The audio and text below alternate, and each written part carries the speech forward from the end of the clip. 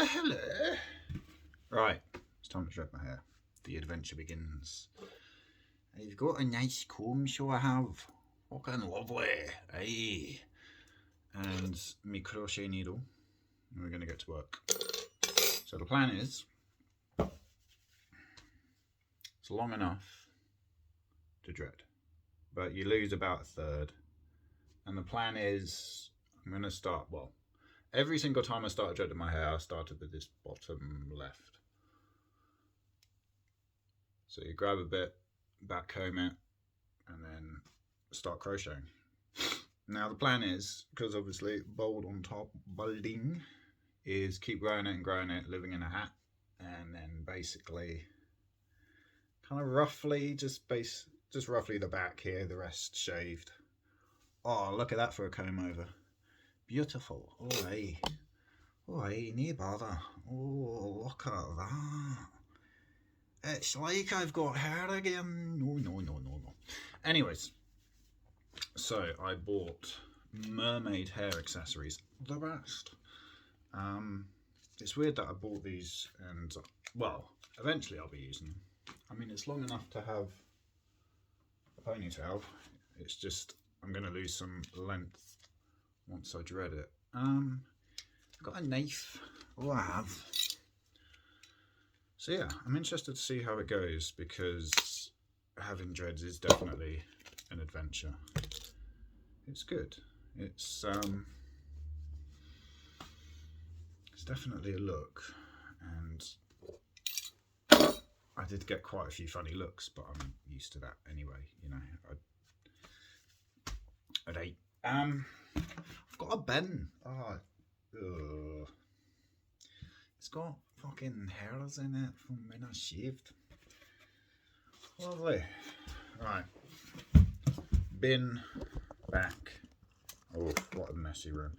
Bin back here so that I can use my mother.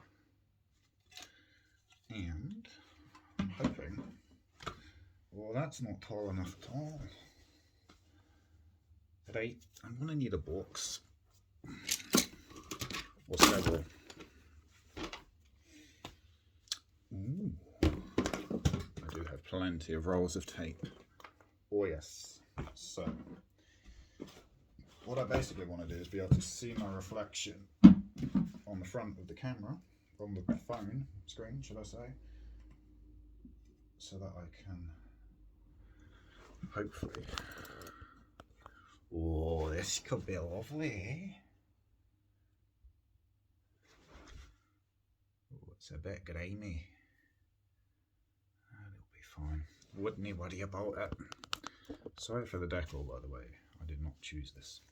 This is the one thing since selling my house and moving back with my folks. It doesn't really feel like home anymore. This was my brother's room. It was never my room, so that as well. But moving back when you're 30, well, 35 when I moved back, and it does feel odd. As will this probably. I haven't actually tied my hair back in like, don't even know. Oh, well, let's slip. Right, let's try that again. So do that, and do that. Oh, it's not a very chunky number, is it? It's a wee bit small. Oh dear. It just feels very gay.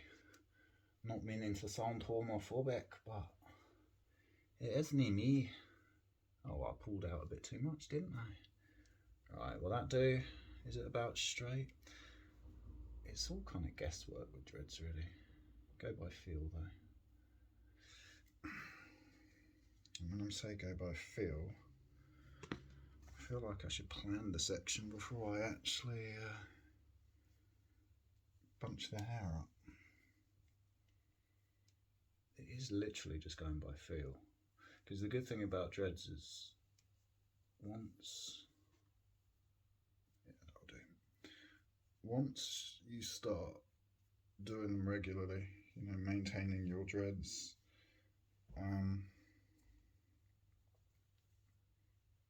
you get to know it just by feel. You don't have to look. To be honest, I can still visualize what it's going to look like. You don't want perfectly square bits of hair, but you want something thick enough to be a decent dread. And then bearing in mind we're going to lose some length. But the weird thing is my hair was never this curly. I've actually got a picture, let me show you. So, after my last dreads, both times we combed them out, went to the same hairdresser, and she spent all day just literally just. And the last time, I kid you not, there was a hairball like this. It looked like one of those tumbleweeds you get in the Western. And oh, the headache afterwards. Oh, the headache. So bad. Understandably so, because I mean, she just rip. And I was helping her as well. We were getting through so many plastic combs, which is why I bought an aluminium one. And it's all one mould. Because the last one I had, it was the bottom bit with holes in it and then individual teeth, which eventually broke. So here we go. I never filmed it before. It feels a little bit odd.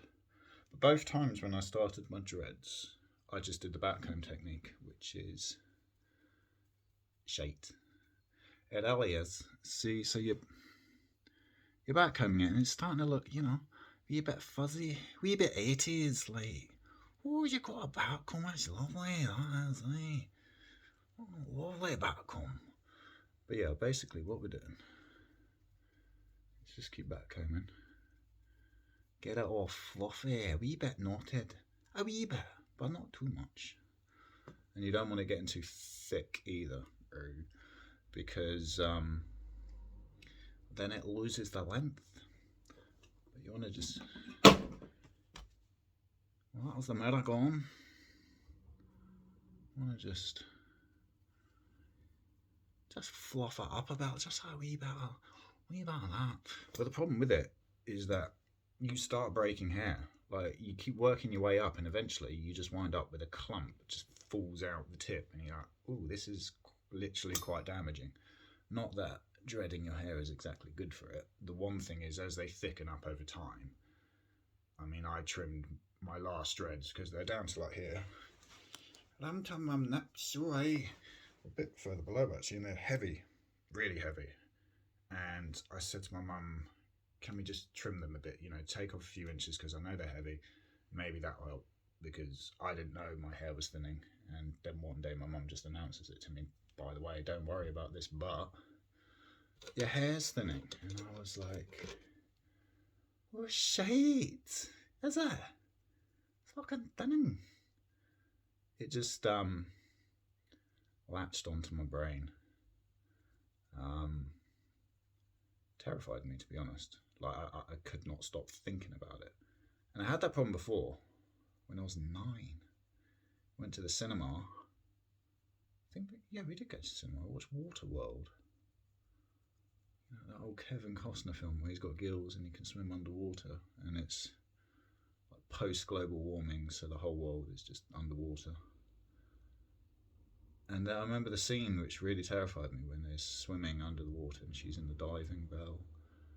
And they go to like New York and it's just on the bottom of the sea, and that just scared the crap out of me. Like the end of the world kind of thing, just trying to process it at like 9 years old. You're not going to win. You eventually just have to get to a point where you're just like, well, if it happens, everyone's kind of in it together, really, aren't they? It's like, we're all fucked. Oh, shit. We should have done more. But yeah, oh, I'm not liking this. It feels like it's going to fall off the end with all this backcombing. I just think I'm going to just dreadlock. But past few months I've been doing Meg's dreads a bit, tightening them up, but hers are like mature as hell. I can't. How long are they like? She had them maybe 10 years? Something like that. It is amazing. Like, and dreadlocks are great because as they age over time, which was the point I was trying to make and then veered off, as they get thicker over time, like when I trimmed my dreads, and she trimmed them like all different things, but like she took off huge lengths, and I looked at myself in the mirror and I had to cut it even further. It was like up here by the end and they were down here. And I don't think I've ever been so angry in my life. It was Oh, what an emotion. Anyways, the cross section of dreads is how you'd expect, really. Just nasty. They just gam up with hair, obviously. Lots of hair, and I'm guessing hair oils and things excreted, and shampoo, and dirt and grime, and probably dust, which just kind of got trapped in and absorbed. And yeah, not good. They look fucking horrible, to be fair. But the thing that is nice is that my neck pain's not nice. I've just realised that. But what is nice is when they thicken up. Also, when they're long enough to actually kind of flow, especially in the wind. Although it has to be a very windy day to really get dreads flopping a boot. But yeah, I just figured I'd start doing some dreads. Oh, that really is getting my neck right here. Understandable, really, I guess. Oh. Anyways, I just thought I'd just gradually start doing them, because crocheting is very effective. It's more effective than backcombing. When my friend first showed me this, I was like, oh wow. Once you get the technique down, if you spend about 30 to 40 minutes on dread, or just should I say on hair, it will be a dreadlock. And it's basically you got the tip of the hook. It's so small. Twist the hair and just kind of try and rough it up a bit in your hand so you know it's all just kind of, and then you just poke it up and down in between like the fingers where you're holding the hair, so it's like this, and you just keep rotating it, and you changing the angle, just rotating it and just manipulating it like that, all the while just kind of gradually just kind of rubbing and kneading the hair, and it just all just like gradually the knots just go. And yeah, once that's done, you only really need to do this for maintenance at the roots, like if the roots aren't matted enough to then work into a dread. But that's the basic principle behind it. And with the backcombing technique, the dreadlocks eventually looked natty, which is a weird word. I never liked it. It sounds a bit weird. Natty dread. No, stop it. Bombaclat. No. But cultural appropriation. I do like reggae, but I do prefer dub, because reggae lyrics get a bit tedious. It's like, yeah, I get it. White people are shit. Babylon, smoking things, and love songs. Reggae love songs are just the worst. It's just a level of cheese where I'm like, ugh. But I find that with a lot of music in general, to be honest. A lot of music physically makes me tense. Like, hear pop music, hear stuff on the radio, and as soon as I hear it, I'm just like, no. But then again, there's lots of music I listen to where people have heard it and they're just like, oh. Like, that's just noise. Or mate of mine says like certain forms of, heavy metal and various subgenres is like, oh, that's kind of kill your mum and dad music. Well, but yeah, I don't know. I've always kind of appreciated underground genres. And there's some wonderful stuff out there. There really is, but it's never anything which, well, not, I say never, I do like some artists who've made it big. But a lot of underground stuff is obviously niche, and I really respect that, because it's more about money, making music, not so focused on money. And I'm still old-fashioned in that I buy my music, but digitally, because I just like to own it. I like to have it on my phone and my MP3 players. Oh, get a life. But that's the thing. They've gone back to MP3 players, claiming they're like super high definition and you can use FLAC files and lossless. And it's like, yeah, but do I really want to spend like well over flagship smartphone prices? Like well over 1,500. You can spend like $3,000 plus on some of these things, and it's just literally like a chunky little MP3 player. But obviously it's not just MP3s, because I didn't realise that early on when I was just collecting music, downloading and buying it. It was all MP3, unless I was ripping a CD. I didn't really know the difference in sound quality and files and this, that and the other. But I didn't realize, like, CD quality is like, mwah, apparently that's just like top class. And then you want to burn it, but that's illegal.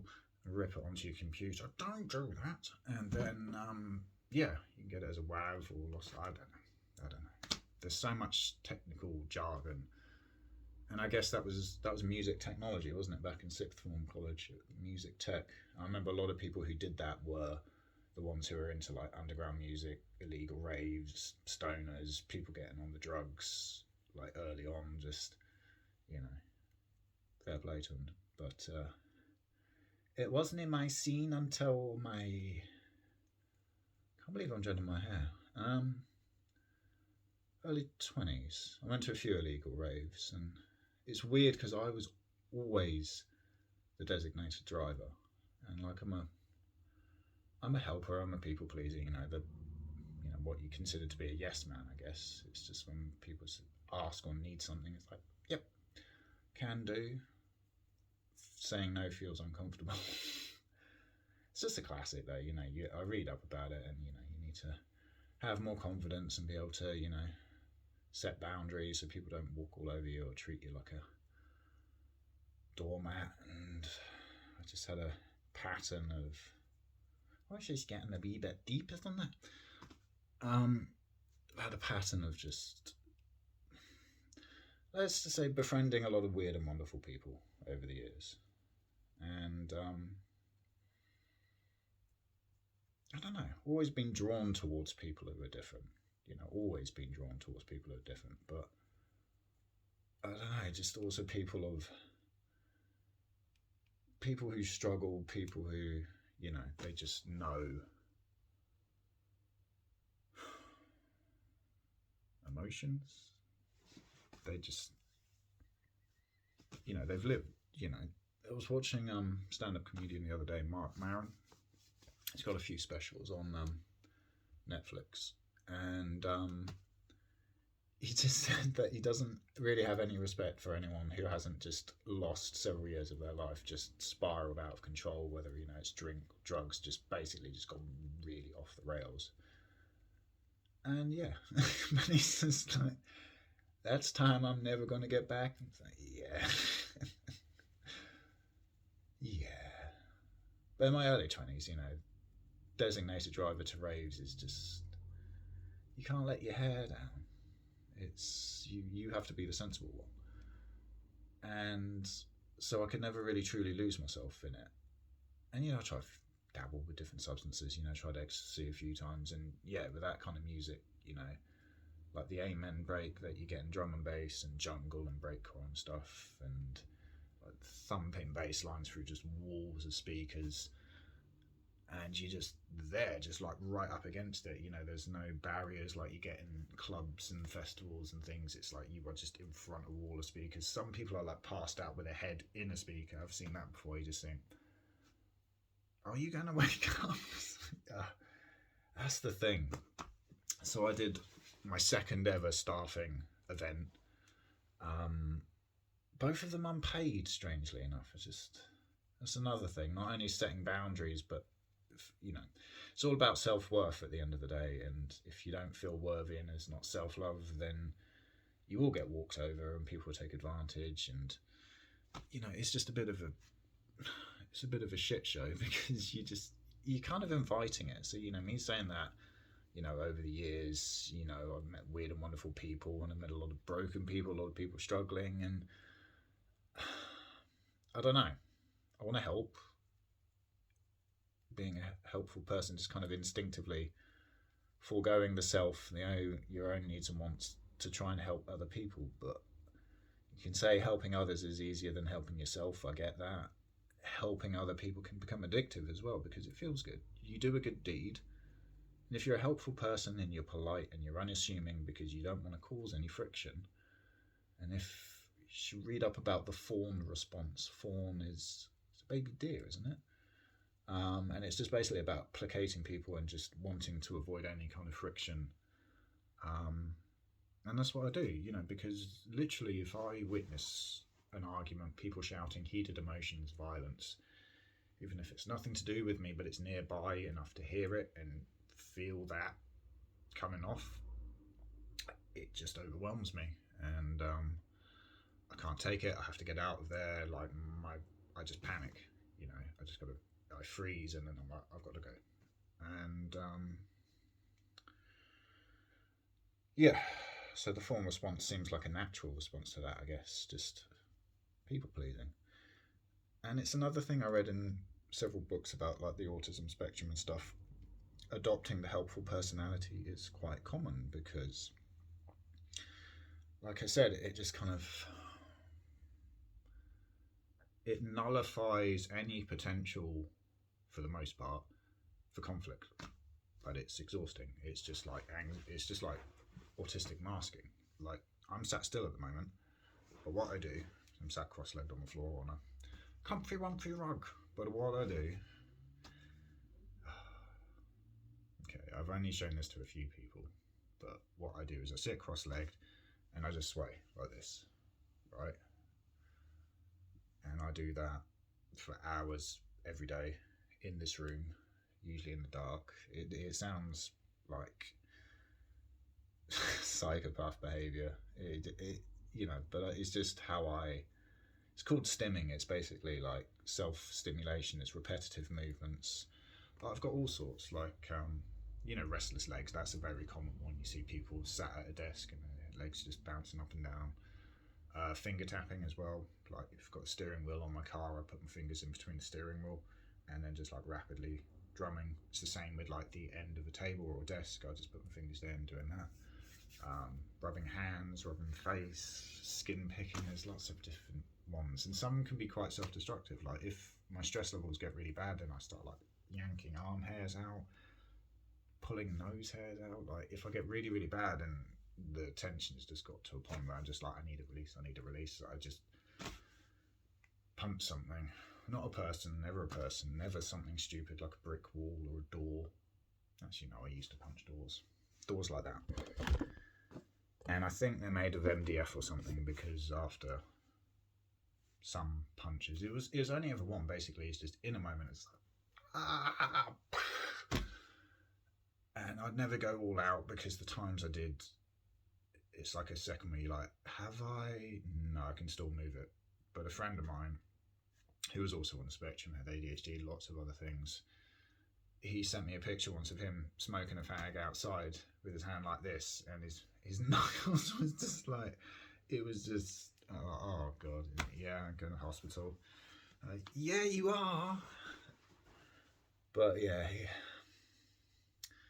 so I miss that guy, but he had a volatile temper. Basically, it's someone I met for an online game, an old game which has like they call them private servers, but it's free to play. Anyone can join it, whatever. And this is a simple hack and slash game, which I always preferred over World of Warcraft and things where you just got all these skills and bars, and you're clicking one and you're waiting and you're clicking, and it doesn't feel very interactive. Whereas this game is you're using control and moving around, and you're slashing and also. It's just a more fluid game. Anyway, I met him on that, and then we got chatting on Discord, and this is the thing, it was only a few years ago, in my early 30s, where I ever truly experienced online gaming with voice chat.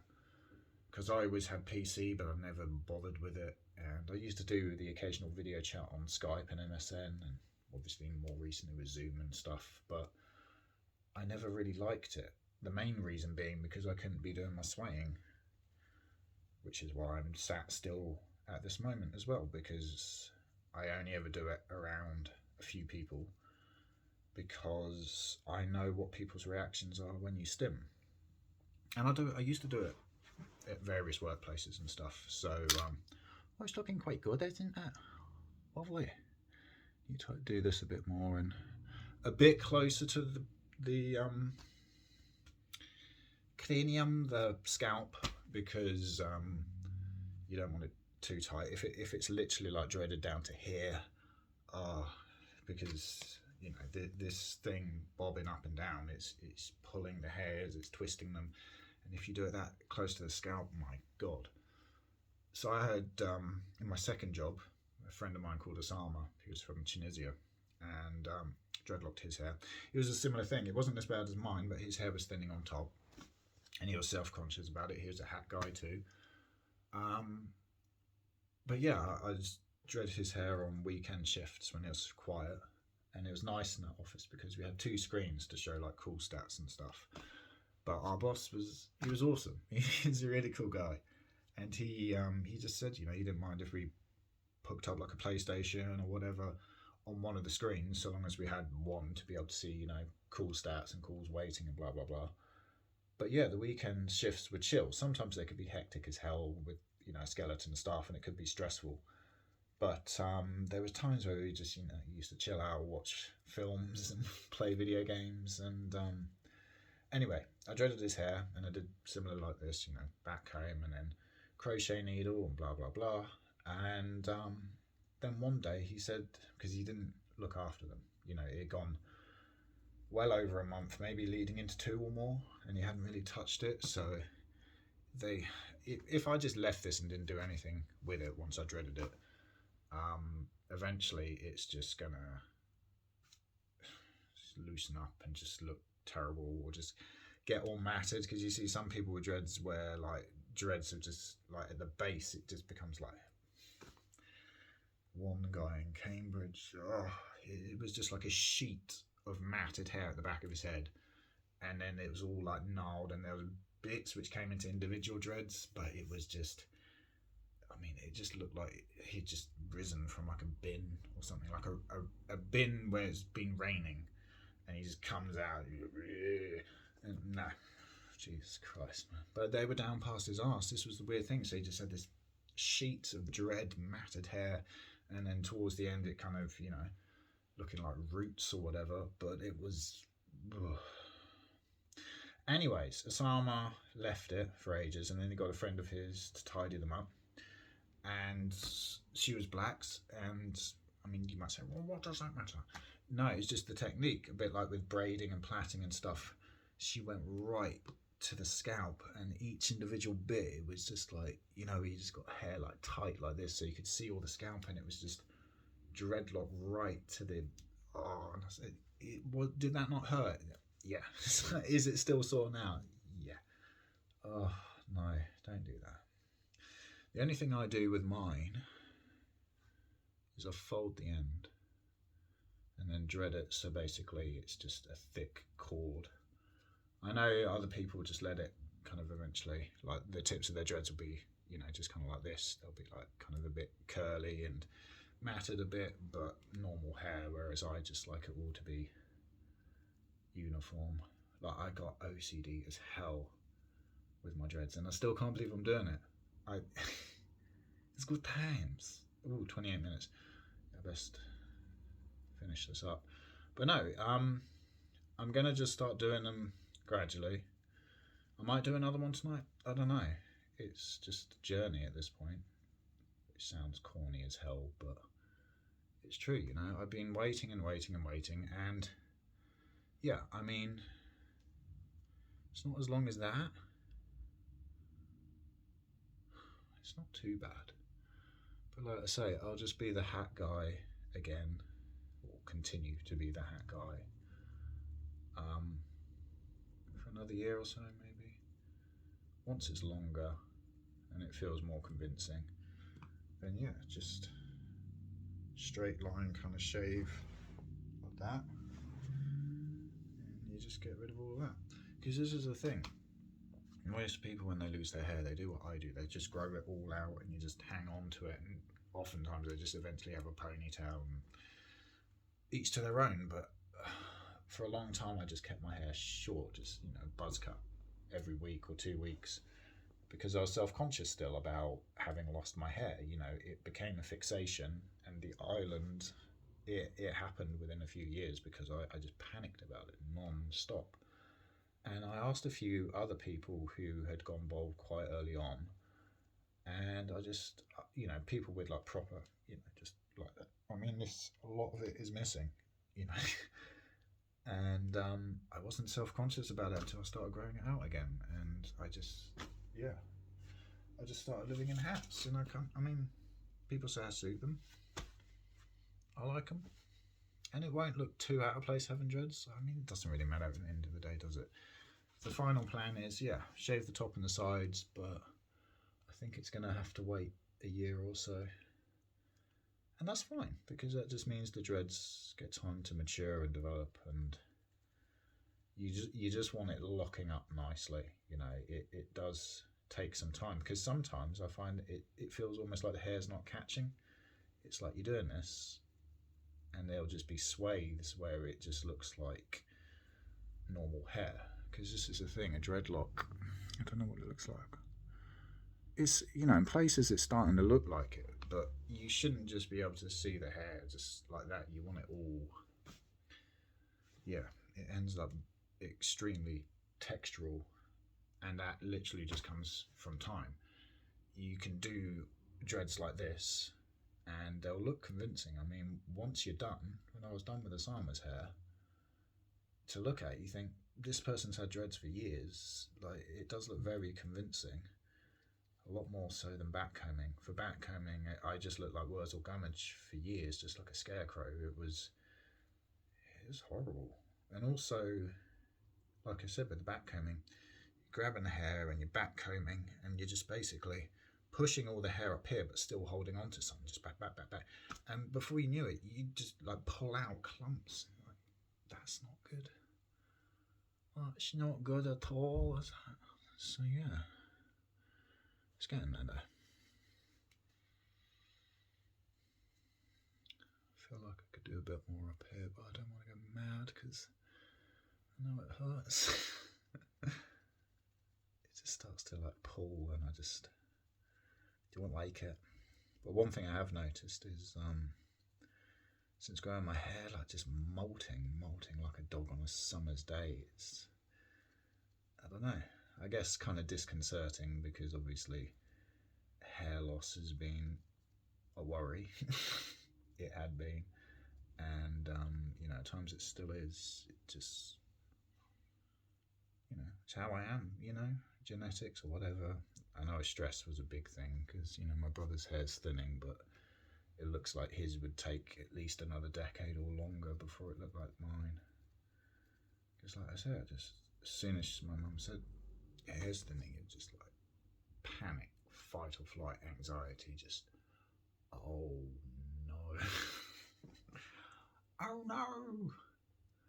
But yeah, we're getting there, eh? We're getting there.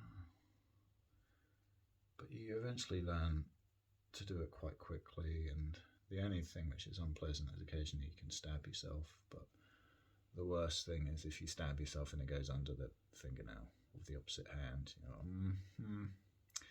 Yeah, thank you. No, thank you. But yeah, I'm going to got a dreadlocks I have. Yeah, I'm happy. That's the other thing, they stick out for a while. I had my first dreads, I kept getting called Sideshow Bob. That guy with the big feet and the pineapple, like dark red maroon coloured hair.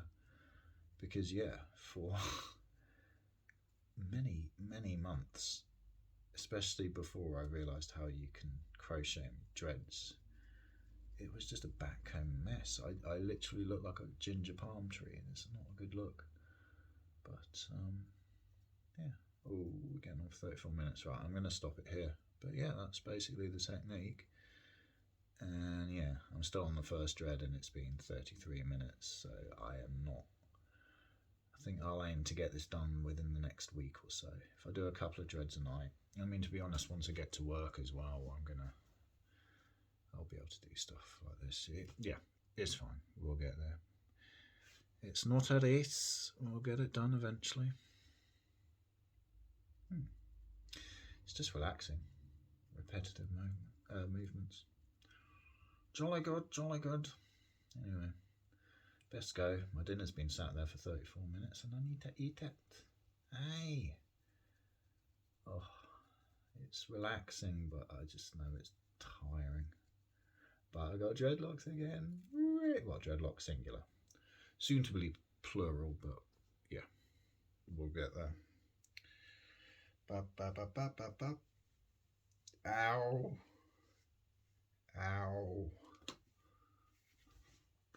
Camouflage, sort of. But yeah, there we go. More dreadlocks to come, but we've started. We have started. I'm happy. I actually am. It feels good. Right, time for dinner.